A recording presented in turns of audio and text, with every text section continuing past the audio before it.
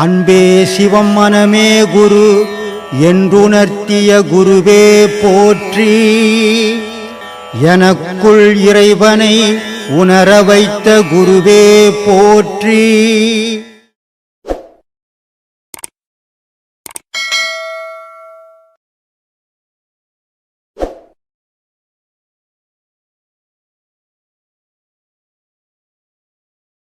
இந்த ஆசிரமத்தோட பேர் வந்து ஸ்ரீ பிரம்மசூத்திர ராஜயோக பாடசாலை.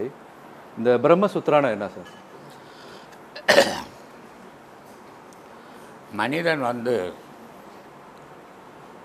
உருவத்தை அறியறான், ஆனால் உள்ளகிற பொருள் அறியறதில்லை. பிரம்மம்னா உயிர், பரபிரம்மன்னா கடவுள். அப்போது முதல்ல நீ பரபிரம்மத்தை அறியணுன்னா உன்னை அறியணும். உன்னை அறியாமல் இந்த உலகத்தை படைத்த கடவுளை அறிய முடியாது. ஏன்னா நீ காலா, கையா, தலையா, வாயா, மூக்காவோ எந்த பொருளும் உனக்கே தெரியாது. ஆனால் நான் நான் நான் சொல்லின்னுக்கணும்.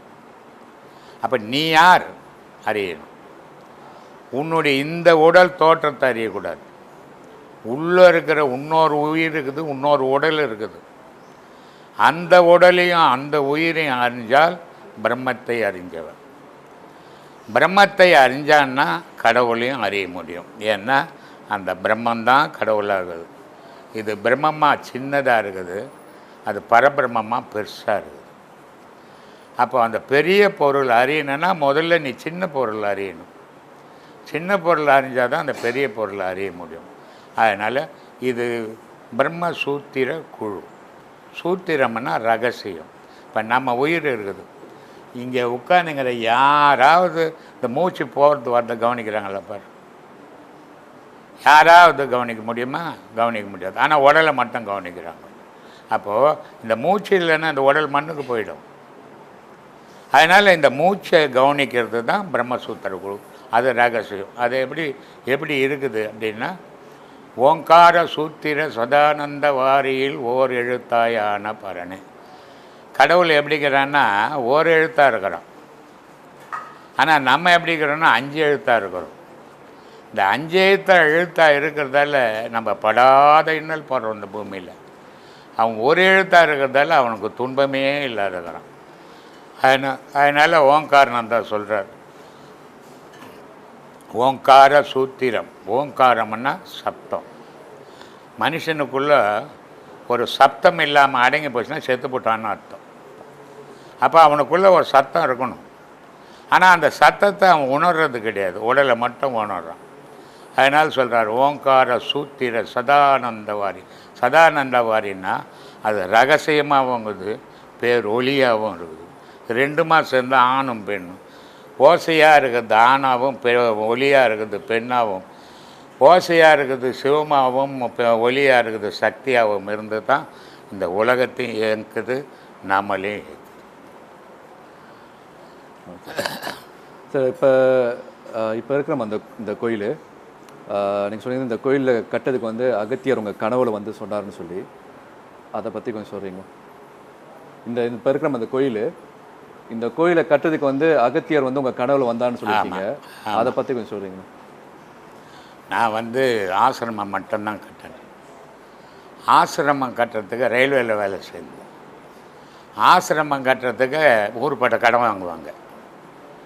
உள்ள வேறு ஏதாவது இந்த போனஸ் கினஸ் அது இது வரும்போது திருப்பி கொடுப்பேன், திருப்பி கடன் வாங்குவேன். இதுதான் வேலையாக இருந்தது இங்கே. இது கட்டி அப்படியே ஒரு 10 பேர் 20 பேர் வரப்போவோ இருந்தது. அதுக்கப்புறமா என்ன பண்ணேன், ஒரு நாள் தூங்கும்போது அகஸ்தியர் கனவு கண்டேன். அந்த கனவு எப்படி ஆச்சுன்னா, இங்கே வந்து ஒரு முருகன் கோயில் கட்டணும் அப்படின்ற ஒரு கனவு அது.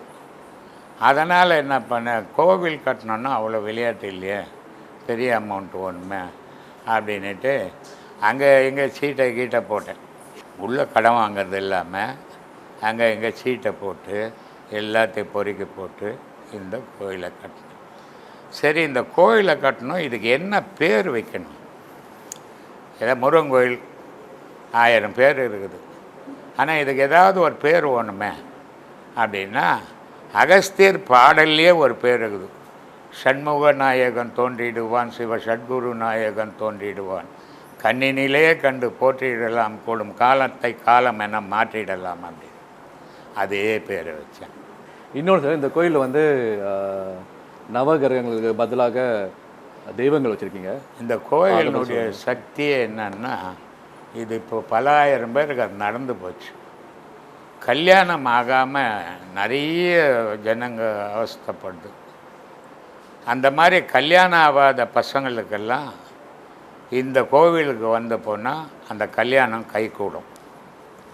அதே மாதிரி குழந்தை இல்லாதவங்க நிறைய, இப்போ நம்ம ஆசிரமத்தை சார்ந்தவங்கள ஒரு 2-3 பேர் குழந்தை இல்லாதந்து இப்போ குழந்தை பெற்றிருக்காங்க. அந்த குழந்தை இல்லாதவங்களுக்கு இதை வந்து கரெக்டாக அந்த செவ்வாய்க்கிழமைனா 9 செவ்வாய்க்கிழமை விடாமல் சுற்றினாங்கன்னா அதில் குழந்தை கண்டிப்பாக கர்ப்பம் தரிக்கும். அது கூட கொஞ்சம் வைத்தியமும் பண்ணிக்கிறாங்க. அது நல்ல விஷயமாக நடக்குது. எடைக்கு எடை போட்டு சில்லறை போட்டு கூட கொடுத்துருக்குறாங்க கோயிலுக்கு. இது மாதிரி செய்கிறாங்க.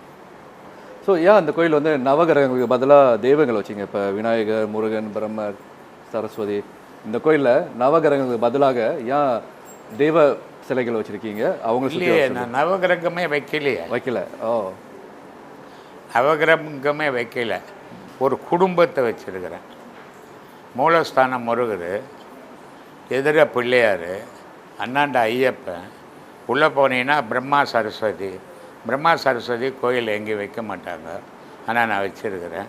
அண்ணாண்ட போனால் மகாவிஷ்ணு, லக்ஷ்மி, அப்படி வந்தால் சிவம், துர்கை, இப்படி ஒரு குடும்பம் தான் வச்சுருக்கிறேன், தவிர நவகிரகம் வைக்கல.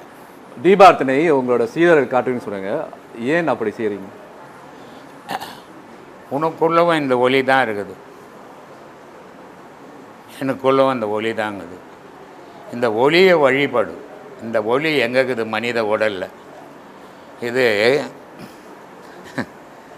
இந்த விஷயங்கள்லாம் வந்து மீடியாவில் நான் பேசக்கூடாது, ஆனால் இருந்தாலும் நீங்கள் கேட்குறீங்க, அதனால் சொல்கிறேன். ஒரு மனுஷனுக்கு உயிர் வந்து உள்நாக்குக்கு மேலே இருக்குது. ஒரு மனிதனுடைய உயிர் உள்நாக்குக்கு மேலே இருக்குது. அந்த உள்நாக்குக்கு மேலே இருக்கிற உயிருக்கு எண்ணெய் ஊற்றுறது விந்து. அந்த விந்து மனிதனுடைய உடலில் இல்லைன்னா இவனும் உயிராக இருக்க மாட்டான், அந்த விளக்கு இல்லைனாலும் உயிராக இருக்க மாட்டான். அதை 3 மகான்களும் நல்லா சொல்லுவாங்க. உச்சிக்கு கீழே, உள்நாக்கு மேலே வெச்ச விளக்கு எரியுதடி, அச்சுள்ள விளக்கு எண்ணெயும் இல்லை, தண்ணியும் இல்லை, போக வழியும் இல்லை, சிக்குது வாழை பின்னேன்னுவார் இவர். இன்னொரு மகான் சொல்லுவார், கொங்கனூர் திருப்பதியில் இருக்கிறார்ல, அவர் சொல்லுவார், சிக்குள்ள பாதை துடிக்குதடி, சிலம்பொலி அங்கே கேட்குதடி, அச்சுள்ள பாதை பயணம் போனால் ஐயனை அடையலாமேன்னுவார். அப்போது மனுஷனுக்கு உயிர் வந்து இந்த உள்நாக்குக்கு மேலே தான் இருக்குது. அது எரியிற வரைக்கும் தான் இவனுடைய வாழ்வு. அது அணைஞ்சதுன்னா இவன் வாழ்வு போச்சு. அந்த தீபத்தை நீ உள்ளே பாரு, வெளியே வச்சிருக்கிற அத்தனையும் அடையாளம்தான், நிஜம் உனக்குள்ளே தான் இருக்குது. நான் என்ன சொல்கிறேன், கடவுள் உனக்குள்ளே இருக்குது. இப்போ இந்த ஒளியும் உனக்குள்ளே தான் இருக்குது.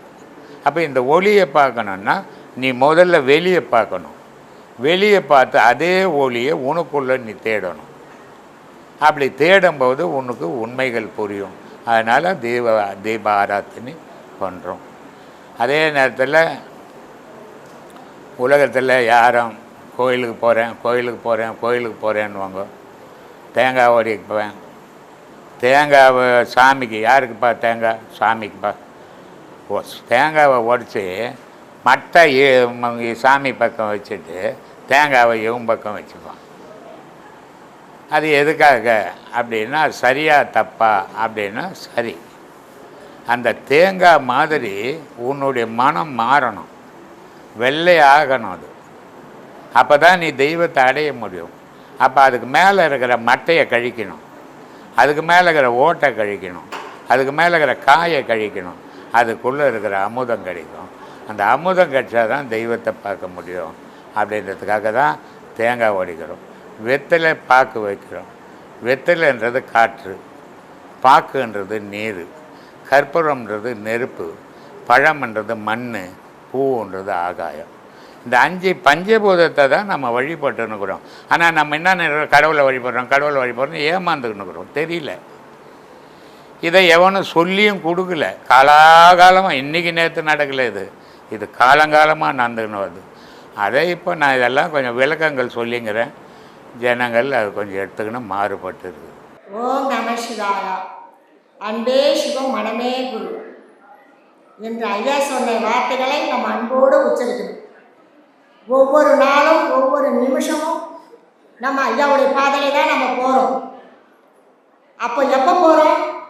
இந்த மாதம் எப்போ வரும், இந்த பௌர்ணமி எப்போ வரும், நம்ம போகணும். எல்லாருடைய மனசுலையும் அந்த ஆதங்கம் இருக்குது. இதை கடக்கிறதுக்கு நம்ம எவ்வளோ கஷ்டப்படுறோம். அந்த கஷ்டத்தெல்லாம் தாண்டி குடும்ப பிரச்சனையிலேருந்து மீண்டு ஒவ்வொரு ஜீவனும் இங்கே வந்து கலக்கிறோம். எத்தனையோ தூரத்துலேருந்து வரும். வயசானவங்க, அறியாதவங்க, சின்னவங்க, பெரியவங்க எல்லாரும் வந்து உடம்புக்கு தான் வயசு, ஆன்மாவுக்கு வயசே கிடையாது. இந்த இடத்துக்கு போனால் அந்த அருள் நமக்கு கிடைக்கும் அப்படின்ற ஒரு மன தைரியம். எத்தனையோ இந்த ஒரு மாதத்தில் கலக்கப்பட்டு, வெக்கப்பட்டு, வேதனைப்பட்டு, சிரமப்பட்டு இந்த ஒரு மாதம் நீங்கள் வாழுங்க. நம்ம எல்லோரும் வாழணும். ஆனால் இந்த ஒரு நாள் ஐயாவோடு வந்து நம்ம கலக்கிறோம். நம்ம கஷ்டத்தெல்லாம் வந்து இங்கே வந்து நம்ம போனால் தீரும் அப்படின்னு ஒரு தைரியம் வருது. அந்த மனக்கலக்கம் தீருது. அதனால் நம்ம தேடி வரோம். இது ஐயாவை நமக்காக செஞ்சு வச்சிருக்காரு. எல்லோருடைய ஆன்மாவும் ஒன்றா கலக்கணும் இந்த இடத்துல. ஐயா சொல்லியிருக்காரு. கடைசியில் அவர் பேசின வார்த்தை, என் ஆன்மா நான் இல்லையே, நான் வரலையே அப்படின்னு யாருமே நினைக்கக்கூடாது. என் ஆன்மா உங்களோடு தான் இருக்கும் அப்படின்னு ஐயா சொல்லியிருக்காரு. நான் நிறைய பேச வேண்டியது இருக்குது, ஆனால் என்னால் முடியல அப்படின்னு ஐயா சொல்லியிருக்காரு. அது அந்த நமக்கு கொடுக்கணும், அவ்வளோதான். கொஞ்ச நாள் நம்மளோட ஐயா வாழ்ந்தார். அவரோட பேச்சு நம்ம கேட்டோம். அதுக்கு ஆதாரமாக நம்ம ஐயாவை விட்டுட்டு போயிருக்காரு. அவரோட பேச்சு நம்ம கேட்டுக்கிட்டே இருக்கோம். இனிமேவும் நம்ம கேட்போம். அந்த மன தைரியத்தோட எத்தனை கஷ்டம், எத்தனை துன்பம் நமக்கு வாழ்க்கையில் வந்தாலும் அந்த பாதையை நம்ம விடக்கூடாது. ஐயா காட்டிய பாதை இது. இந்த பாதையில் நம்ம தவறவே போகக்கூடாது. கால்கள் எங்கெங்கேயோ போகும், அந்த பாதையில் நம்ம போகக்கூடாது. இந்த ஒரு பாதை தான் நம்ம போய் சேர வேண்டிய இடம் அப்படின்னு நம்ம தைரியமாக இருக்கணும். அந்த தைரியத்தை மட்டும் நம்ம கடைப்பிடிச்சா இந்த பாதையை வந்து நம்ம சேரலாம். நமக்கு வயசு ஆயிடுச்சு, நம்ம பிள்ளைங்கள்லாம் வெறுக்கிறாங்க, நம்ம வீட்டில் வெறுக்கிறாங்க. பொம்பளைங்களுக்கு அவ்வளோ சீக்கிரமாக வீட்டை விட்டு வெளியில் வர முடியாது. ஆம்பளைங்க ஈஸியாக வந்துடலாம் இந்த பாதையில், பொம்பளைங்க வர முடியாது. பிள்ளைங்களுக்கு பதில் சொல்லணும், புருஷனுக்கு பதில் சொல்லணும், பக்கத்தில் இருக்கிறவங்களுக்கெல்லாம் பதில் சொல்லணும். இத்தனை வயசுக்கு அப்புறம் வேணா இந்த மாதிரி வேஷத்தை போட்டு போகிறான்னு கேட்பாங்க. அதையெல்லாம் தாண்டி அந்த மன தைரியத்தோடு நம்ம ஆசிரியத்தை தேடி வரோம். ஏன் வரோம்? இங்கே போனால் ஐயாவுடைய ஆட்சி நமக்கு கிடைக்கும், அவருடைய அருள் நமக்கு கிடைக்கும். அந்த மனசை சுத்தமாக்கலாம். இத்தனை காலம் நம்ம மனசில் குப்பையோடு வச்சுருந்தோம், அந்த குப்பையெல்லாம் தூக்கி தூரமாக போட்டுடணும். இனி வாழ்கிற காலமாச்சு நல்லா திருப்தியோடு வாழ்ந்துட்டு போவோமே, மற்றவங்களுக்கு கொடுத்து வாழ்வோமே. எடுத்து வாழ்ந்த காலமெல்லாம் போதும் சாமி, மற்றவங்க கிட்ட எடுத்து வாழ்ந்த காலமெல்லாம் போதும். இனிமேல் கொடுத்து வாழும். உங்கள் கையில் ₹1 இருக்கா, ஒருத்தருக்கு ஒரு சாப்பாடு வாங்கி கொடுங்க, கேட்குறதுக்கு ஒரு தண்ணி பாட்டில் வாங்கி கொடுங்க. அந்த புண்ணியத்தை தேடுங்க. நம்ம கர்மாவை தீர்க்கணும்னா அதுதான் வழி, வேற வழியே இல்லை சாமி. காசி மாநகர் வீதியில் சிவனே வந்து நம்ம வடிவத்தில் வந்தார், பிச்சை கேட்க போனாராம். அந்த காசி மாநகரில் யாருமே அவருக்கு பிச்சை போடலை சாமி. ஒருத்தர் வந்து சீவோ ரத்தமோ வடிஞ்சிக்கிட்டு பெரிய நோவு வந்து ஒரு இடத்துல தங்கியிருக்காரு. அவர்கிட்ட போய் சிவன் கையாந்துறாரு. ஐயா எனக்கு பசிக்குது, நீங்கள் ஒரு பிச்சை போடுங்கன்னு கேட்குறாரு. அப்போ அவர் பார்த்து சிரிக்கிறாரு சிவனை. சிவனை அவர் தெரிஞ்சுக்கிட்டு சிரிக்கிறார். ஏன் சாமி சிரிக்கிறேன்னு கேட்டா, இந்த சீவோ ரத்தமோ இப்படி ஒரு சகடையில் நான் கிடக்கிறேன், என்கிட்ட வந்து கையாந்துறீங்களே, என்னை பார்த்து எல்லாம் ஒதுங்கி தான் போகிறாங்களே தவிர என்னை நெருங்கி வர்றதுக்கு ஆள் கிடையாது. அப்படி ஒரு நேரத்தில் நீங்கள் வந்து கேட்குறீங்கன்னா யாராக இருக்க முடியும்? என்னை படைச்சவன் தான் வர முடியும் என்னை நெருங்கி, மற்றவன் யாரும் வர முடியாது. அதே சாமி நம்மளுக்கும், நம்மளை படைச்சவன் மட்டும்தான் சாமி நம்மளை நெருங்கி வர முடியும். நம்மளை சொந்த பந்தம் யாரும் நம்மளை நெருங்கி வர முடியாது. நம்மக்கிட்ட காசு இருந்தால் நெருங்கி வருவாங்க, பணம் இருந்தால் நெருங்கி வருவாங்க, நம்மக்கிட்ட ஒன்றுமே இல்லைன்னு தெரிஞ்சால் தூரமாக போயிடுவாங்க. ஆனால் கடவுள் அப்படி கிடையாது. அந்த பாதையை தான் நம்ம ஐயா நமக்கு காட்டிட்டு போயிருக்காரு. குடும்பமே கைவிட்டாலும் கடவுள் கைவிட மாட்டார். பாக்கெட்டில் பணமும் மனமும் பலமும் இருக்கிற மட்டும்தான் குடும்பம் நம்மளுக்கு சாமி. இது ரெண்டுமே இல்லைன்னா நம்மளுக்கு இல்லை. எந்த பொண்டாட்டி புள்ளைய புருஷனோ யாருமே நம்மளை பார்க்க மாட்டாங்க. அந்த தைரியத்தில் நம்ம இருந்து இந்த பாடத்தை வாங்கினவங்க ஒவ்வொருத்தரும் உட்காந்து அந்த பாடத்தை செய்யுங்க. உங்களுக்கு மனசில் கலக்கம் வரும்போது ஃபுல்லாக அந்த பாடத்தை செய்யுங்க. அந்த பாடத்தில் நீங்கள் உட்காந்து இந்த பாடத்தை பண்ணுங்க. 10 நிமிஷம் பண்ணுங்க, உங்களால் முடிஞ்சால் 20 நிமிஷம் பண்ணுங்க, அரை மணி நேரம் பண்ணுங்க, 1 மணி நேரம் பண்ணுங்க. ஏதோ நம்ம ஆசிரமத்துக்கு போகிறோம், பௌர்ணமி வருது நம்ம போகிறோம் அப்படின்னு நீங்கள் நினைக்கக்கூடாது சாமி. இதான் நம்ம குரு நம்மளுக்கு ஐயா காட்டின வழி, நம்மளுக்கு காட்டின வழி சாமி. இந்த பாதையை வந்து நம்ம கடைப்பிடிக்கணும். நமக்காக ஐயா சொல்லிக்கிட்டு இருக்காரு, நமக்காக இந்த கிளாஸ் நடத்துகிறாரு. ஐயா உட்காந்து இந்த இடத்துல நம்ம ஐயா உட்காந்துக்கிறாரு. அவர் வந்து நம்ம குருவாக ஏற்றுக்கணும். அந்த அவர் சொல்கிற பேச்சையை நம்ம கேட்கணும். நம்ம ஐயா சொன்ன வார்த்தையை நம்ம கடைப்பிடிக்கணும். ஆத்மா வணக்கம் சாமி.